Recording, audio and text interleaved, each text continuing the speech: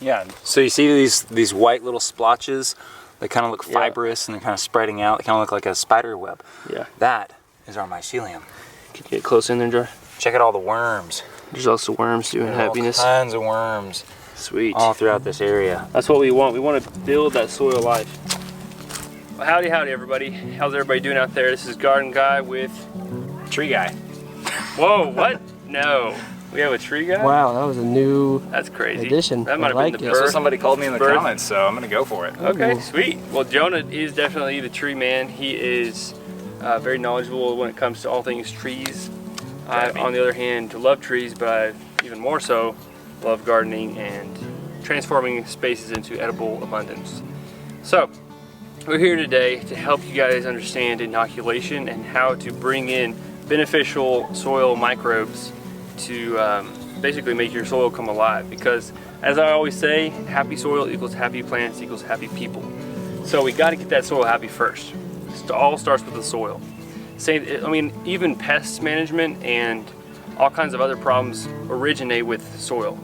So how are we going to make the soil happy and healthy? That starts with adding organic compounds or organic material. Mushroom compost is nice. All kinds of other composts, wood chips. Basically creating an environment where soil microbes can thrive.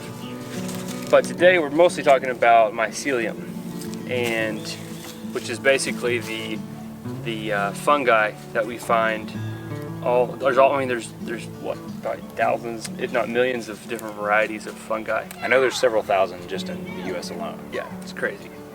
And there's been some research done on these fungi that just blows your mind, like just an interconnected web of life, to where they have the hyphae, which is basically their roots, that are connected and they can grow together. And even those hyphae connect with tree roots to be able to supply trees with the resources they need. And not just tree roots, they also can connect to plants, shrubs, produce, basically anything that is planted in soil that contains that network of mycorrhiza. Those plants can tap into that network, and they can be receiving more nutrients than they would on their own. It's essentially extending the surface area of the plant's roots, because they're tapping into that. So in the mycelium, they get benefit as well. They kind of feed off that symbiotic relationship. So, but Jonah, how can we add in those benefits to our garden soils? What would you say? Well, I would say there's two different ways that you can go about inoculation. You can do natural inoculation, or you can do artificial inoculation. So artificial inoculation is where you go to pretty much any local nursery that sells plants or trees for either commercial or residential purposes, and they're probably going to have a fair variety of inoculants that you can get. And if you go the natural route, or the artificial route, you can do one of two things. You can get mycelium that strictly just goes in the soil and it creates a network that allows the plants to tap in and receive more nutrients like we were just talking about. Or you can also get mycelium that produces mushrooms that you can actually eat and harvest as part of an additional crop for your garden. So they serve two purposes. They break down the wood chips, they build the soil, and they give you an extra crop. Yes. And then the second method, which is natural inoculation, is if you live in an area kind of like we do, where we have a small section of forested area, there's going to be some natural mycelium in that forest floor that's going to be really good, and it's going to be acclimated to this area. It's going to be localized and native. So exactly. And so that, like, if we wanted to inoculate our garden, we would want to take it from back here. We'd want to scoop up. Because let me show them where the garden is, Josh. Right there. So we're close to this little patch of forest. And actually, fields also have fungi. Yeah. But just not as much. And not as forests. And not of the same species that they might be in the forested areas that help connect to tree roots and help spread out that system. Yep. So, like, if we wanted to inoculate this garden, we would go out in here and probably dig up about maybe 4 or 5 gallons of topsoil, which sounds like a lot, but it's really not when you just scrape a small area. What you're doing is you're just trying to get the inoculation. And you want to get it from, I would get it from different little locations. Like Like I'd come over grab a here little towards bit. that large tree and grab some. I'd come probably around here near the creek, because there's a creek back here, and I'd get some.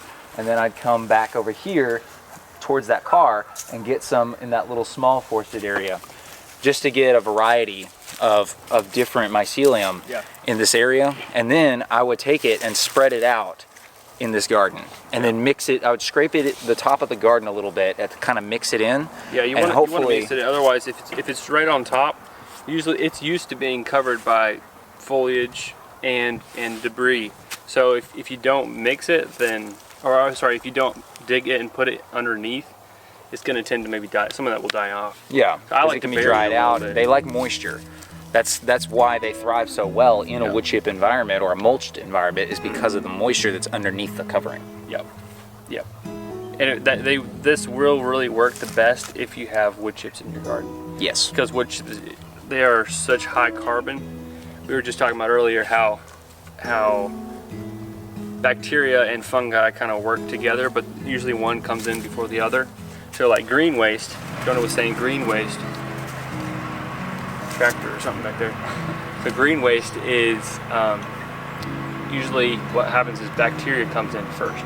Yeah, and it breaks down quicker. Quick. And kind of like your leaves, your needles, your twigs, those break down faster and they turn back to soil first. And then the other part of the tree, like the thicker cambium pieces that have or branches, twigs, the actual trunk, those pieces take longer to break down and need a different system, which typically is where fungi or mycelium comes in and breaks it down. Yep. Yep. And also, if you have like piles of wood chips, I'm really thinking about doing this, is going and buying some inoculant and just getting it going in here, because it will continue to persist in your wood chip piles. I'm sure this already has. Let's take over here and see if we can find some. Usually, wood chips have some active mycelium in them. If you can find, look at that, there's a worm right there. That tells me these are breaking down faster than those. But usually you can find it based off the white, like a white network of web of material. Not really seeing much, but I'm seeing worms. Yeah, I'm seeing lots of worms. That's a good sign. That's a very good sign. The fact that I'm seeing worms means it's not too acidic for them to be happy. So maybe the fungi has already done quite a bit. Wouldn't there be Crickets? Yeah. Let me go look at that. It's not really mycelium, it's urcelium. See what I mean? Whoa. No, not that one. Let's try this. We already see some sign of fungi. And when we brought these wood chips, or these wood chips and these boards in here, I'm sure that was a form of an inoculation. Yeah. So you see these white little splotches? They kind of look fibrous and they're kind of spreading out. They kind of look like a spider web. Yeah. That is our mycelium. Get close in there, Josh. Check out all the worms. There's also worms doing happiness. All kinds of worms. Sweet. All throughout this area. That's what we want. We want to build that soil life. Let's see what this next one holds. Put it back up, put it back up. Wait, I want to see what this one holds. I can't. Let's see what this one's got. Tell me when you're ready. Let's see what this one's got. Hey, girl. She wants to see Hold it too. down. She is holding it down. Drink. Or maybe I'm not just strong enough. Yeah. Alright. It's gonna be good. Oh yeah. Some good mycelium there. There's some more right here. Plenty of worms here. So yeah, that's really working hard too.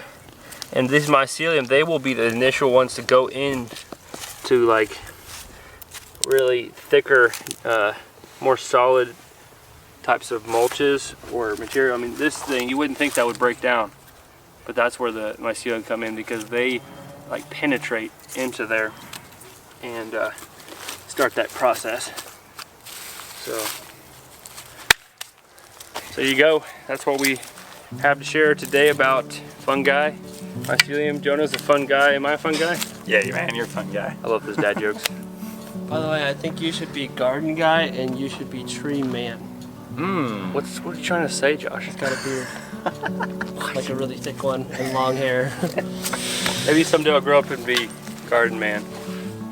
It doesn't have the right ring to it though. Maybe you're a kid.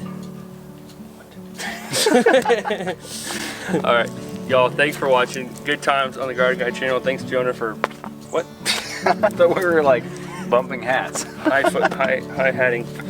Okay, mycelium is awesome. If y'all have any questions, please feel free to ask, and we will try our best to answer. We're all learning here, and but we're down to research if we don't know it, and because we're not experts on it, but we've got some experience and we just want to share. Yep. Let's keep sowing and growing. See you next time.